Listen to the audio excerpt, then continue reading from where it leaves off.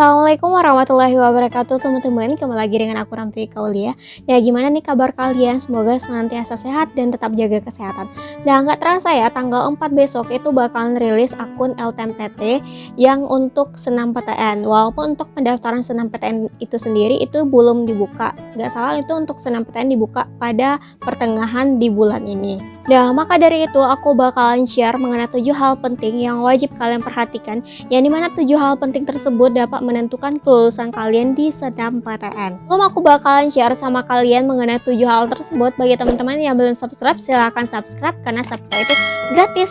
Hal pertama yang harus teman-teman perhatikan itu adalah mengenai akreditasi sekolah. Nah, dimana dengan mengetahui akreditasi sekolah ini, teman-teman bisa mengetahui berapa sih kuota dari sekolah teman-teman yang bisa mendaftar SNMPTN.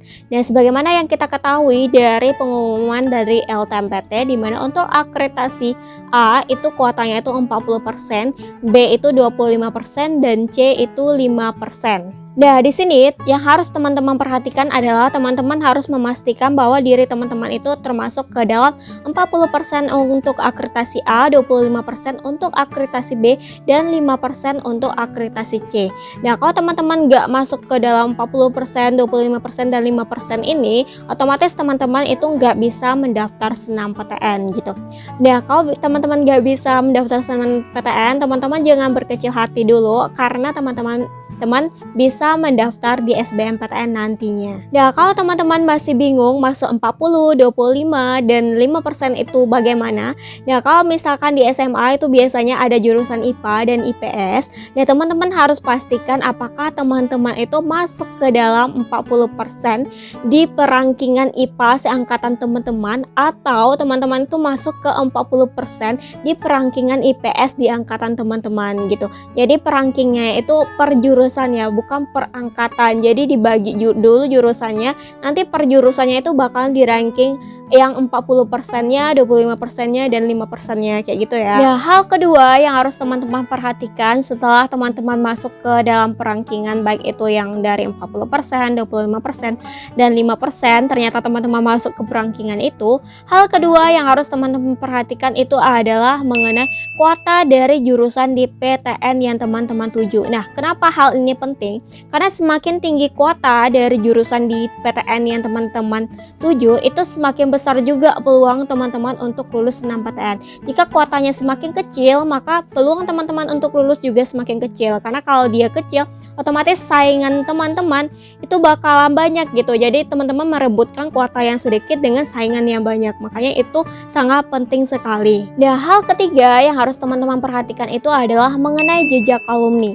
Nah, jejak alumni ini bisa dikatakan ini juga sangat penting, karena jejak alumni ini bisa menjadi gambaran ke teman-teman apakah teman-teman berpeluang lulus atau enggak. Nah, hal yang harus teman-teman perhatikan itu adalah teman-teman harus mencari tahu berapa sih alumni teman-teman yang diterima di jurusan yang sama, di PTN yang sama di tahun-tahun sebelumnya. Kalau aku saranin cari 3 tahun belakangan gitu, itu berapa kira-kira yang diterima. Nah, biasanya untuk kuota yang diterima di sekolah kalian itu bakal nggak jauh beda dari kuota sebelumnya. Aku bakalan kasih gambaran sama teman-teman. Misalkan di tahun-tahun sebelumnya jumlah senior teman-teman yang diterima di jurusan yang sama dan di PTN yang sama itu berjumlah 2 orang. Dan kemungkinan besar siswa yang bakalan diterima dari sekolah teman-teman di jurusan yang sama dan di PTN yang sama itu juga bakalan berjumlah dari 2 orang. Namun, hal ini tidak menutup kemungkinan bahwa kuota yang bakalan diterima di sekolah teman-teman itu bakalan bertambah atau berkurang. Nah, hal ini bisa disebabkan karena kuota dari jurusan di PTN yang teman-teman tuju itu bisa bertambah maupun berkurang. Nah, jika kuotanya itu bertambah, otomatis kemungkinan kuota dari sekolah teman-teman juga bakalan bertambah. Nah, jika berkurang, maka kuota dari sekolah teman-teman itu juga bakalan berkurang. Nah, selain itu ada beberapa aspek yang harus diperhatikan lagi, itu itu mengingat mengenai jejak alumni. Nah, kalau misalkan alumni dari sekolah teman-teman memiliki prestasi yang baik, IPK yang bagus, otomatis dari pihak universitas itu bakalan pengen menambah kuota dari siswa yang ada di sekolah teman-teman gitu. Kalau misalkan IPK-nya jelek ataupun prestasinya juga jelek, otomatis pihak universitas itu kurang pengen lagi untuk menambah kuota dari sekolah teman-teman. Makanya jejak alumni itu sangat penting menurut aku gitu. Kalau kita logikakan seperti ini loh teman-teman, nggak mungkin suatu universitas bakal menambah kuota undangannya ke sekolah yang tidak memiliki bibit yang bagus. Otomatis pihak universitas pasti pengen menginginkan bibit-bibit yang bagus dari sekolah-sekolah yang memiliki bibit yang bagus. Nah, hal keempat yang harus teman-teman perhatikan itu adalah mengenai pesaing. Nah, kalau nggak salah untuk mengenai pesaing ini udah pernah juga aku bahas dan aku singgung sedikit di video aku sebelumnya. Itu teman-teman bisa lihat di atas sini atau nanti di bawah aku bakalan cantumin di description box. Nah, di sini dengan mengetahui adanya pesaing, teman-teman bisa menerka atau menganalisis apakah teman-teman itu bisa lulus SNMPTN atau enggak.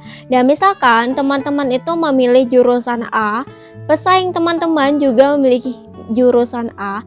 Nah, pesaing teman-teman ini ternyata memiliki nilai rapor yang lebih tinggi daripada teman-teman gitu. Nah, maka kemungkinan pesaing teman-teman memiliki peluang kelulusan SNMPTN yang lebih tinggi daripada teman-teman gitu. Nah, tapi tidak menutup kemungkinan bahwa teman-teman juga bisa lulus gitu. Nah, kenapa demikian? Karena kita melihat lagi kuota dan jejak alumni lagi. Kalau kuotanya semakin besar gitu, otomatis teman-teman memiliki kesempatan juga untuk lulus gitu. Nah, kalau misalkan kuotanya semakin kecil, maka teman-teman kesempatan untuk lulusnya juga semakin kecil gitu. Makanya kita itu penting banget berpatokan kepada kuota dan juga jejak alumni. Nah, kalau misalkan di tahun sebelumnya itu memiliki kuota yang lebih besar daripada tahun ini, sementara pada saat kuotanya besar yang diterima itu cuma 1 orang, dan kemungkinan untuk kuota yang lebih kecil itu kemungkinan bisa diterima atau bisa enggak gitu. Maka dari itu saran aku teman-teman cari aman aja, teman-teman pilih jurusan yang lain aja gitu. Karena logikanya itu enggak mungkin dengan kuota yang lebih kecil itu kuota dari sekolah teman-teman itu bakalan bertambah gitu. Makanya aku saranin kalau seperti itu kasusnya, teman-teman lebih baik cari aman aja.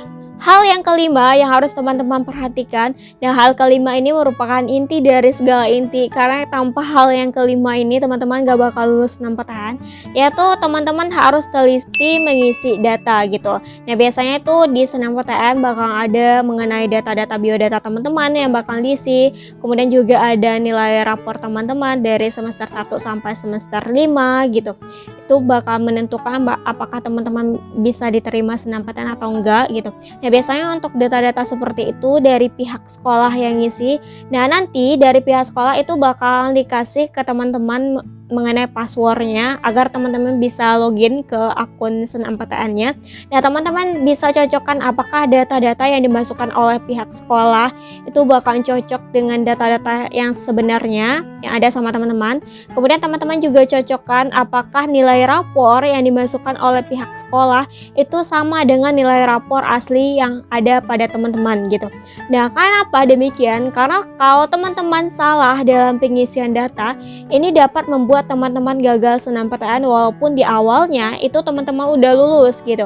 Karena ketika teman-teman dinyatakan lulus SNMPTN itu bakal ada pencekan data lagi, bakal ada disesuaikan lagi antara nilai rapor dengan nilai yang ada di upload. Nah, kalau misalkan pada saat teman-teman ngecek data dan ngecek nilai teman-teman yang udah diupload oleh sekolah ternyata ada perbedaan dengan nilai yang sebenarnya atau data yang sebenarnya, teman-teman bisa laporkan pihak sekolah sebelum tanggal deadline SNMPTN itu bakalan ditutup. Jadi dengan demikian pihak sekolah bakalan bisa merubah datanya gitu. Hal keenam yang harus teman-teman perhatikan itu adalah mengenai tambahan hal penunjang berupa sertifikat. Nah, di sini teman-teman bisa cantumin beberapa sertifikat kalau teman-teman pernah lomba dan juara seperti olimpiade sains atau olimpiade dalam bidang olahraga atau FLS 2N gitu dan segala macamnya, pokoknya lomba-lomba gitu. Nah, teman-teman bisa cantumin di akun SNMPTN teman-teman dan ini bisa menjadi bobot tambahan apakah teman-teman bisa diterima SNMPTN atau enggak. Nah, dengan memiliki sertifikat ini, misalkan teman-teman punya pesaing satu orang, nah ternyata pesaing teman-teman itu memiliki nilai yang lebih tinggi daripada teman-teman nilai rapornya.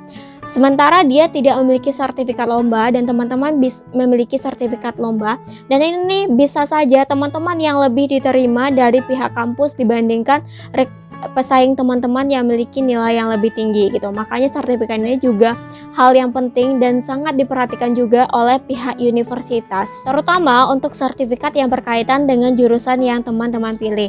Kalau misalkan teman-teman sering ini mengikuti Olimpiade Matematika dan ternyata teman-teman ngambil juga jurusan matematika, nah ini semakin bagus karena relevan gitu antara jurusan yang teman-teman ambil dengan sertifikat yang teman-teman masukkan.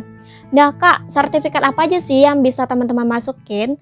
Nah menurut aku sih yang lebih dominan itu seperti sertifikat olimpiade. Pokoknya sertifikat yang memiliki tingkat, misalnya pernah juara tingkat provinsi, tingkat kabupaten, tingkat nasional dan internasional. Karena kalau nggak salah itu di pas pengisian sertifikat itu bakal ada kita disuruh list sertifikatnya itu tingkat apa gitu. Kalau pengalaman aku sendiri waktu dulu itu mencantumin sertifikat pernah juara LKTI nggak salah tingkat provinsi. Kemudian juga aku cantumin lagi, ini sengaja menyantumin sertifikat juara kelas gitu. Tapi alhamdulillah ketika aku mencantumin semua itu aku juga lulus SNMPTN. Nah, hal ketujuh yang harus teman-teman perhatikan, ini hal yang penting banget, bukan untuk penentu SNMPTN dan SBMPTN aja, tapi ini penentu kelulusan dari semuanya gitu, yaitu mengenai restu orang tua. Yang aku saranin bagi teman-teman yang ingin memilih jurusan atau PTN, teman-teman minta restu dulu sama orang tuanya dan teman-teman diskusiin dulu sama orang tua teman-teman apakah jurusan dan PTN yang teman-teman inginkan itu sesuai dengan apa yang orang tua teman-teman inginkan. Karena gimana pun juga dua orang tua itu ada power of kekuatan dari segala kekuatan.